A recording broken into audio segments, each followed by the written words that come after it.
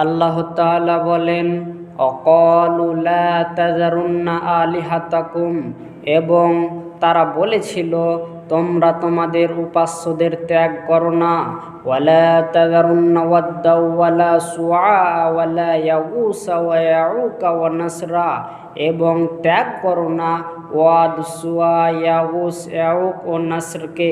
ইবনে আব্বাস রাদিয়াল্লাহু তাআলা আনহুমা এ ব্যাপারে বলেন, হাযিহি আসমাউ রিজালিন সালিহিনা মিন কওমি নূহ, এগুলো হচ্ছে নূহ আলাইহিস সালামের সম্প্রদায়ের অত্যন্ত নেককার ব্যক্তিদের নাম।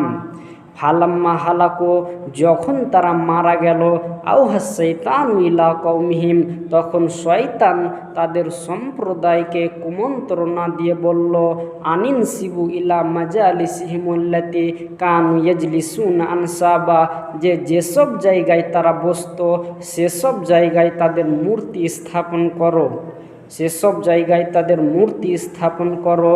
ওয়াসাম্মুহা বিআসমাইহিম, এবং তাদের নামেই সেগুলোর নামকরণ করো।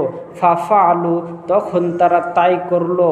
ফালাম তুবাদ, কিন্তু তখন পর্যন্ত ইবাদত করা হয়নি। হাত্তা ইজা হালাকা উলাইকা, অবশেষে যখন মূর্তি স্থাপনকারীরা মারা গেল, ওয়াতানাসাখাল ইলমু, এবং সঠিক জ্ঞান হারিয়ে গেল, বিলুপ্ত হয়ে গেল, উবিদাত, তখনই এগুলোর ইবাদত করা শুরু হলো। অত্র আয়াত ও হাদিস দ্বারা বোঝা গেল যে নূহ আলাইহিস সালামের যুগ থেকেই মূর্তি পূজা করা চলে আসছে। ওয়াদ, সুয়া, ইয়াগুস, ইয়াউক ও নাসর, এগুলো হচ্ছে নূহ আলাইহিস সালামের সম্প্রদায়ের অত্যন্ত নেককার ব্যক্তিদের নাম। যখন এরা মারা গেল তখন তাদের সম্প্রদায়কে শয়তান কুমন্ত্রণা দিয়ে বলল যে এদের মূর্তি স্থাপন করো এবং সেগুলোর নামকরণ করো, তাহলে তোমাদের আল্লাহর ইবাদত করার উৎসাহ বাড়বে। তখন তারা তাই করল।